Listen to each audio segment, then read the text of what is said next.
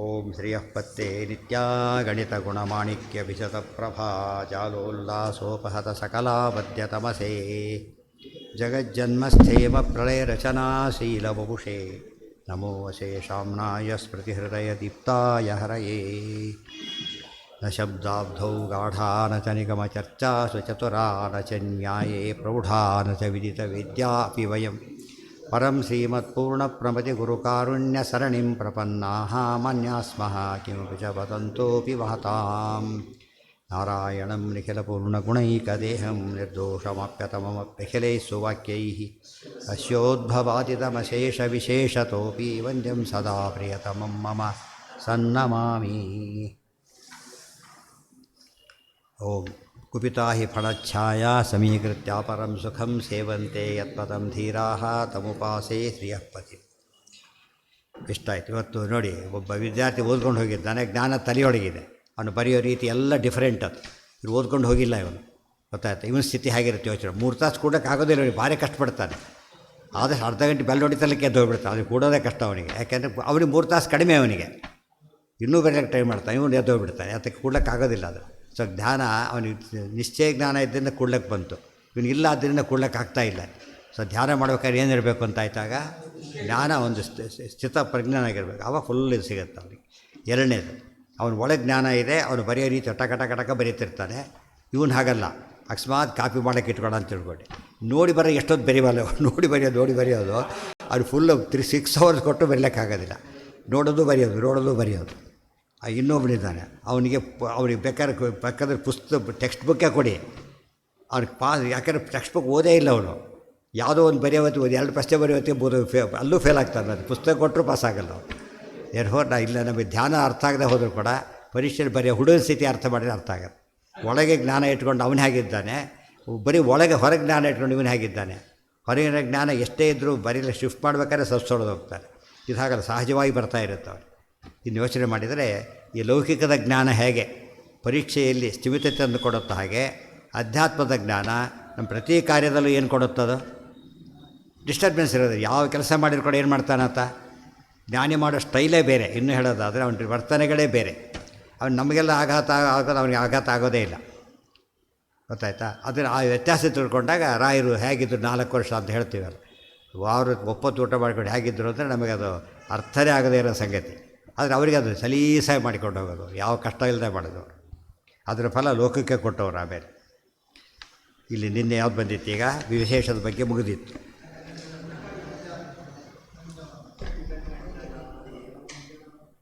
ಅಥೋ ನಿಖಿಲ ವೇದಾನಾಂ ಸಿದ್ಧಯೇವ ಸಮನ್ವಯ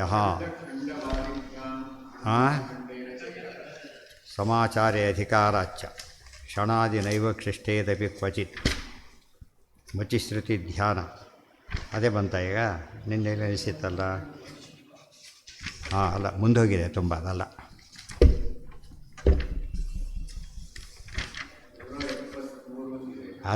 ಅದೇ ಇದು ಪ್ರಬಂಧ ಇಲ್ಲ.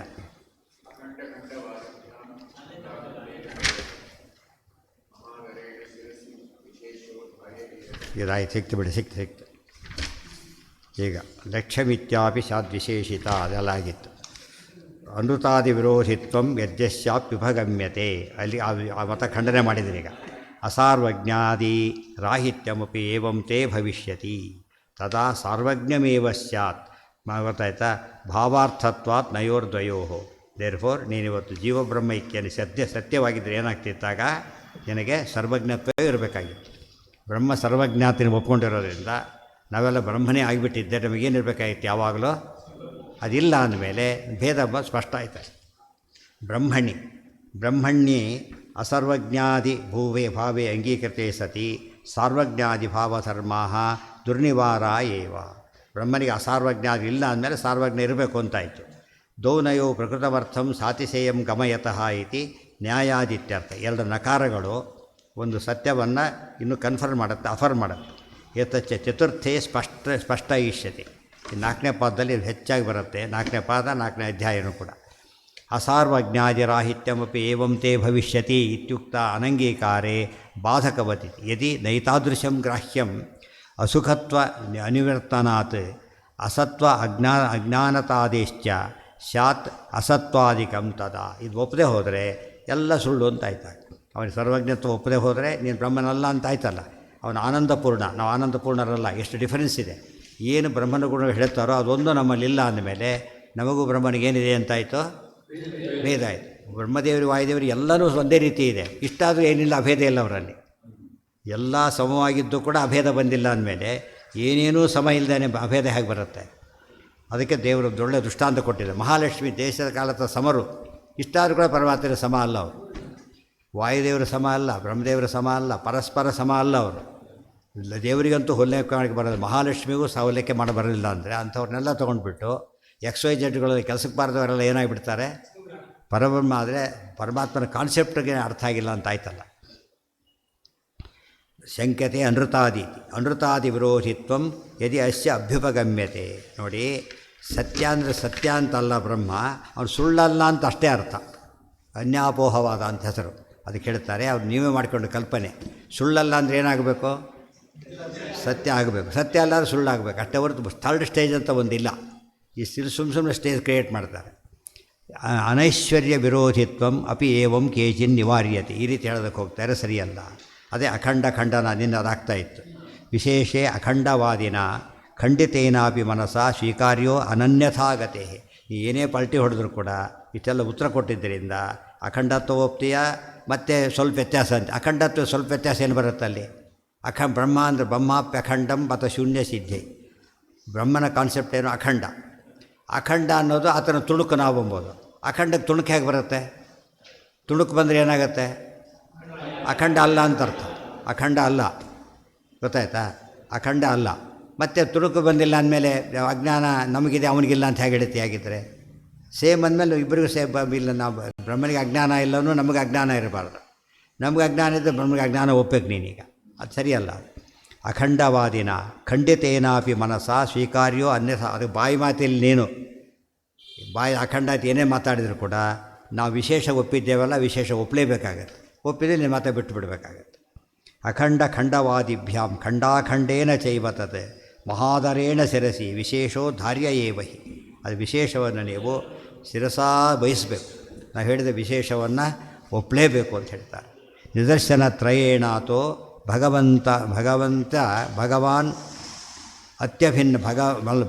ಅತ್ಯಭಿನ್ನತಾಂ ಗುಣಾನಾಂ ಆದರೇಣಾಹ.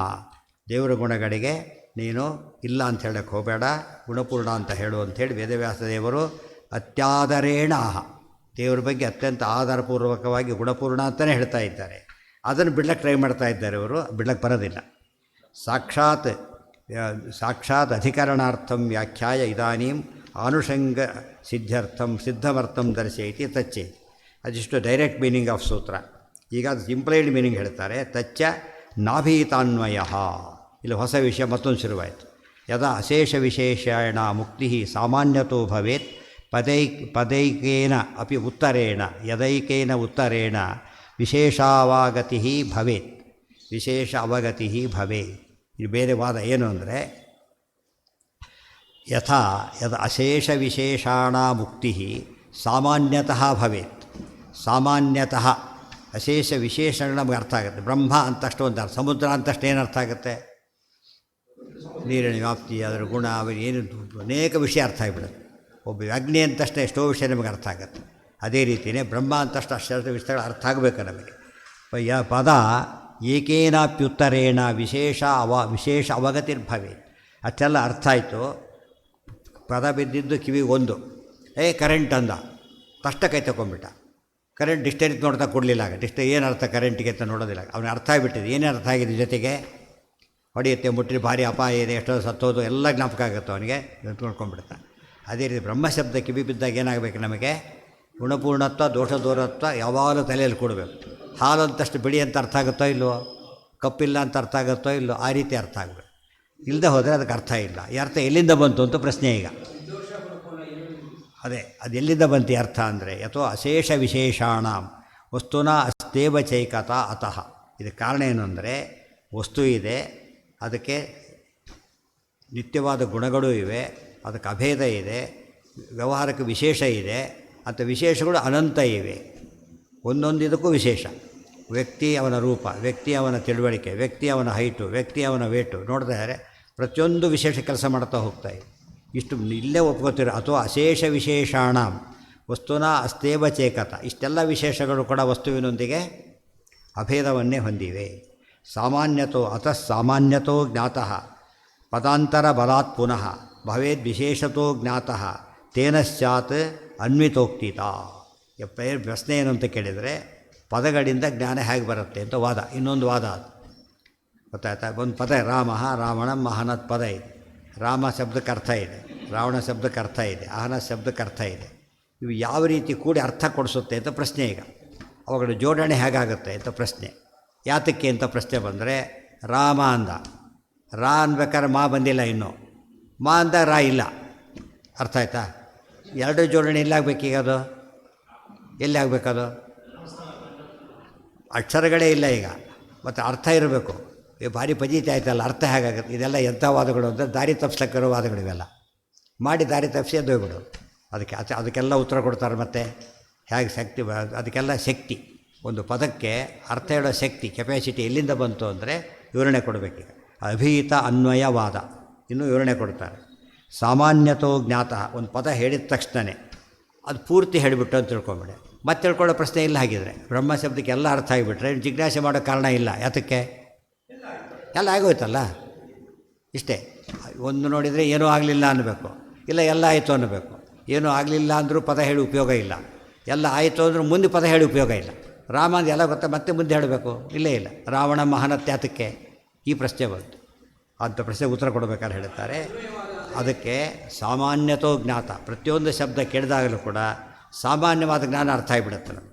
ವಿಶೇಷ ಜ್ಞಾನಕ್ಕೋಸ್ಕರ ಬೇರೆ ಬೇರೆ ಪದಗಳು ಬೇಕು ನಮಗೀಗ. ಇವ್ರು ಯಾರು ಗೊತ್ತಾ ಅಂದ, ಯಾರು ಗೊತ್ತಾ ಅಂದ, ಸ್ವಲ್ಪ ಗೊತ್ತು ಅಂದ, ಇಲ್ಲ ಗೊತ್ತಿಲ್ಲ ಅಂದ. ನಿಂತಿದ್ದಾನೆ, ಜವನ ನಿಂತಿದ್ದಾನೆ, ಆಲ್ರೆಡಿ ನಿಂತಿದ್ದಾನೆ, ಗೊತ್ತಿಲ್ಲ ಅಂತಾನೆ. ಮನುಷ್ಯ ಅಂತ ಗೊತ್ತಿಲ್ಲ ಅವನಿಗೆ. ಹಾಗಿದ್ರೆ ಅವನು ಜೊತೆ ಕರ್ಕೊಂಬಂದು ಗೊತ್ತಿದ್ದವನು ಅಂತ ಆಗಲಿಲ್ಲ. ಎಷ್ಟೋ ವಿಷಯ ಗೊತ್ತಿದೆ ಅವನಿಗೀಗ. ಅವ್ನು ಹೈಟು ವೇಟು ಎಲ್ಲ ಗೊತ್ತಾಗ್ಬಿಟ್ಟಿದೆ. ಅವ್ನು ವೇಷ ನೋಡಿಬಿಟ್ಟು ಅವ್ನು ಏನು ಕೆಲಸ ಮಾಡ್ಬೋದು ಅದೆಲ್ಲ ಗೊತ್ತಾಗ್ಬಿಟ್ಟಿದೆ. ಏನು ಗೊತ್ತಿಲ್ಲ ಅಂತ ಹೇಳಿದ. ಆಮೇಲೆ ಒಂದು ಪದ, ಅವ್ರ ಮಗ, ಗೊತ್ತಾಯ್ತು ಅಂದ್ಬಿಟ್ಟು. ಎಷ್ಟು ಡಿಫ್ರೆನ್ಸ್ ಇದೆ. ಒಂದು ಸರಿ ಗೊತ್ತು ಹೌದು, ಗೊತ್ತಿಲ್ಲನೂ ಹೌದು. ಇದು ಹೇಗೆ ಸಾಧ್ಯ ಅಂತ ಕೇಳಿದರೆ, ಒಂದು ವ್ಯಕ್ತಿ ನೋಡಿದ ತಕ್ಷಣ, ಶಬ್ದ ಕೇಳಿದ ತಕ್ಷಣ ಒಂದು ಅರ್ಥ ನಮ್ಮ ತಲೆ ಬಂದುಬಿಡುತ್ತೆ. ಶಶಿವಿಷಾಣ ಒಂದು ಅರ್ಥ ಆಯಿತು ನಮಗೀಗ. ಮುಂದೆ ಇಲ್ಲ ಅಂತಲೂ ಅರ್ಥ ಆಗಬೇಕು. ಆಮೇಲೆ ಗೊತ್ತಾ, ಏನಪ್ಪ ಅರ್ಥ ಕೇಳಿದ, ಮೊಲದ ಕೋಡು ಒಂದು, ಹಾಗಿದೆ, ಇಲ್ಲ ಬಿಡು ಸುಳ್ಳು ಅಂತ ಅರ್ಥ ಮಾಡ್ಕೊಂಡು. ಇದಕ್ಕೆಲ್ಲ ಮುಂದೆ ಇದೆ. ಬಟ್ ಒಂದು ಪದ ಕೇಳಿದ ತಕ್ಷಣ ಏನೂ ಅರ್ಥ ಆಗದೆ ಇರೋ ಸಾಧ್ಯ ಇಲ್ಲ. ಕೊನೆ ಪಕ್ಷ ಏನು ಅರ್ಥ ಆಗುತ್ತೆ? ಈ ಪದ ಅರ್ಥ ಆಗಲಿಲ್ಲ ಅಂತವ್ರು ಅರ್ಥ ಆಗುತ್ತೆ. ಹೌದನ್ನು ಅಷ್ಟಾರು ಅರ್ಥ ಆಗುತ್ತಲ್ಲ. ಅಂದರೆ ಟೋಟಲಿ ವೇಸ್ಟ್ ಆಗಲಿಕ್ಕೆ ಸಾಧ್ಯ ಇಲ್ಲ. ಅವ್ರು ಕಿವಿಡ ಅಂತ ಹೇಳಿದ್ರೆ ಪ್ರಶ್ನೆ ಇಲ್ಲ, ಕೇಳೇ ಇಲ್ಲ ಆದ್ದರಿಂದ ಪ್ರಶ್ನೆ ಬರಲಿಲ್ಲ. ಒಂದು ಪದ ಕಿವಿ ಬಿತ್ತು ಅಂದರೆ, ಅವನು ಕಣ್ಣಿಗೆ ಒಂದು ಪದಾರ್ಥ ಕಂಡ್ರು ಅಂದರೆ ಏನೋ ಅರ್ಥ ಆಯಿತು ಅವನಿಗೆ, ಏನೋ ಒಂದು ತಿಳಿತು. ಮಕ್ಕಳು ಹಾವಿನ ಜೊತೆಗೆ ಆಟ ಆಡೋಕ್ಕೆ ಹೋಗ್ತಾರೆ, ಅವ್ರಿಗೆ ಏನು ಗೊತ್ತಿಲ್ಲ? ಹಾವು ಅಂತ ಗೊತ್ತಿಲ್ಲ, ಕಚ್ಚುತ್ತೆ ಅಂತ ಗೊತ್ತಿಲ್ಲ, ಆದರೆ ಪದಾರ್ಥ ಅಂತ ಗೊತ್ತು, ಆಡಕ್ಕೆ ಬರುತ್ತೆ ಅಂತ ಗೊತ್ತು, ಹೋಗ್ಬಿಟ್ಟು ತಕ್ಷಣವೇ ಗೊತ್ತಾ. ಕಚ್ಚಿದ ಮೇಲೆ ಪದ್ಯ ಆ ವಿಚಾರ ಬೇರೆ. ಅಂತೂ ಏನೂ ಗೊತ್ತಾಗಲಿಲ್ಲ ಅಲ್ಲ. ಏನೂ ಗೊತ್ತಾಗದೆ ಹೋಗಿದ್ರೆ ಮಗು ಏನು ಮಾಡ್ತಿರಲಿಲ್ಲ? ಅದರ ಹತ್ರಕ್ಕೆ ಹೋಗ್ತಿರಲಿಲ್ಲ. ಅರ್ಥ ಆಯ್ತಾ? ಇದೆಲ್ಲ ಆಚಾರ್ಯ, ಇದೆಲ್ಲ ಸೂಪರ್ ಸೈನ್ಸ್ ಇವೆಲ್ಲ ಓಡೋಡೇಟ್ ಅರ್ಥ ಆಗೋದಿಲ್ಲ.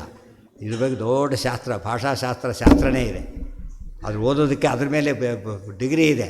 2 ಇಯರ್ PG ಮಾಡಬೇಕು ಅದ್ರ ಮೇಲೆ, ಭಾಷಾಶಾಸ್ತ್ರದ ಮೇಲೆ. ಆಮೇಲೆ ಅದ್ರ ಮೇಲೆ ಮತ್ತೆ PhD ಮಾಡ್ತಾನೆ. ಅಂದರೆ ಭಾಷೆಯ ಬಗ್ಗೆ ಅದು ಇತಿಹಾಸ, ಒಂದು ಪದ ಏನು ಬೇರೆ ಏನು ವಿಷಯ ಇಲ್ಲ, ಅದು ಹೇಗೆ ಅರ್ಥ ಕಮ್ಯುನಿಕೇಟ್ ಮಾಡುತ್ತೆ ಎಂಬುದ್ರ ಬಗ್ಗೆ ಇದು ಮಾಡಬೇಕು. ದೊಡ್ಡ ಶಾಸ್ತ್ರ ಅದು. ಅದೆಲ್ಲ ಗೊತ್ತಿಲ್ಲ. ಸಾಮಾನ್ಯ ಹೇಳೋದೇ ಹೊರತು ಆ ದೊಡ್ಡ ವಿಷಯಗಳು ಪ್ರತಿಯೊಂದು ಕೂಡ ಭಾರಿ ದೊಡ್ಡದು.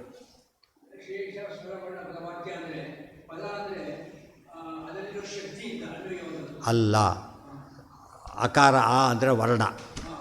ಒಂದು ಪದಕ್ಕೆ ಏನಿರಬೇಕು? ಮಿನಿಮಮ್ಮು 2, ಮಿನಿಮಮ್ 2 ಅಕ್ಷರ ಇರಬೇಕು. ಪದ ಅಲ್ಲಿ 2 ಇದೆ, ಅಂದರೆ ಅರ್ಥ ಆಗ್ತಾಯಿಲ್ಲ. ಪದ ಅಂಬದ್ರಲ್ಲಿ 2 ಇದೆ. ವಾಕ್ಯಕ್ಕೆ ಏನಿರಬೇಕು? ಹೆಚ್ಚು ಪದ ಇರಬೇಕು. ಗೊತ್ತಾಯ್ತಾ? ಅಸ್ಥಿ ಬ್ರಹ್ಮ 2 ಪದ ಇರಬೇಕು ನೋಡಿ. 2 ಅಕ್ಷರ 2 ಪದ. ವಾಕ್ಯಕ್ಕೆ ಅಷ್ಟಾಯಿತು. ಆಮೇಲೆ ಪ್ಯಾರಕ್ಕೆ ಇನ್ನೂ ಜಾಸ್ತಿ ಬರಬೇಕು. ಆಮೇಲೆ ಥೀಸಿಸ್ ಬೆಳೀತಾ ಹೋಗಿಬಿಡುತ್ತೆ. ಬೆಳೀತಾ. ಬಟ್ ಬಂದಾಗೆಲ್ಲ ಕೂಡ ಪ್ರತಿಯೊಂದು ಪದ ಅರ್ಥ ಆಗ್ತಾ ಏನಾಗ್ತಾ ಹೋಗುತ್ತೆ? ಪದಾಂತರ ಬಲಾತ್ ಪುನಃ ಇನ್ನೊಂದು ಪದ ಸೇರಿದಾಗ ಅರ್ಥ ದೊಡ್ಡದಾಗಲಿಕ್ಕೆ ಶುರುವಾಗುತ್ತೆ. ಅರ್ಥ ಆಯ್ತಾ? ನೋಡಿದ ದಿಟ್ಟಿಸಿ ನೋಡಿದ ಕ್ಲಾರಿಟಿ ಬರುತ್ತಲ್ಲ ಆ ಥರ. ಇದೆಲ್ಲ ಅರ್ಥ ಮಾಡಿಕೊಂಡ್ರೆ ಶಬ್ದದಿಂದ ಜ್ಞಾನ ಹೇಗೆ ಬರುತ್ತೆ ಎಂಬುದಕ್ಕೆ ವಿವರಣೆಗಳು ಇಷ್ಟು ಕೂಡ. ಮಹಾವಾಕ್ಯ ಸುಳ್ಳದು. ಮಹಾವಾಕ್ಯ ಅಂದರೆ ಆ ಅರ್ಥ ಅಲ್ಲ, ಅಂದರೆ ಉಳಿದೆಲ್ಲ ಸುಳ್ಳು ಅಂತ ಅರ್ಥ. ಅದಕ್ಕೆ ಅವರ ಅಭಿಪ್ರಾಯ. ಮಹಾವಾಕ್ಯ ಒಂದೇ ತಾತ್ಪರ್ಯ, ಉಳಿದ ಅತತ್ವ ವೇದಕ ಅಂತ. ಅದನ್ನ ಒಪ್ಲಕ್ಕಾಗಲ್ಲ. ಸ್ವಾರ್ಥ ಏವಾನ್ವಿತೋ ಯಸ್ಮಾತ್ ಕೇನಚಿತ್ ತದ್ವಿಶೇಷತಃ ಅನೇನೇತಿ ತದುಕ್ತೈವ ಜ್ಞಾಯತೆ ಅನುಭವೇತ ಅನುಭವೇನ ಹಿ. ಆಚಾರ್ಯ ಅದನ್ನೆಲ್ಲ ಹೇಳಿದ್ರ ಜೊತೆಗೆ ಅನುಭವಕ್ಕೆ ಹೇಗೆ ಬರುತ್ತೆ ತೋರಿಸ್ಕೊಡ್ತಾರೆ. ಅದಿಷ್ಟು ಕೂಡ ನಾಳೆ ಇದೇನು ಹೇಳ್ತಾರೋ ಅನುಭವಕ್ಕೆ ತರಿಸ್ಕೊಡದೆ ಹೇಳೋ ಮಾತುಗಳೇ ಜಾಸ್ತಿ. 190% ಜನ ಎಕ್ಸ್ಪೀರಿಯೆನ್ಸ್ ಇಲ್ಲದೆ ಹೇಳೋದು. ಮತಗಳ ವಿಚಾರ ಬಂದಾಗಲಂತೂ ಬೇರೆ. ಆಚಾರ ಹಾಗಲ್ಲ, ಎಕ್ಸ್ಪೀರಿಯೆನ್ಸಿಂದ ಹೇಳೋದು, ಎಕ್ಸ್ಪೀರಿಯೆನ್ಸಿಗೆ ತಂದು ಕೊಡೋದು. ಎರಡು ಕೆಲಸ ಆಗಬೇಕು.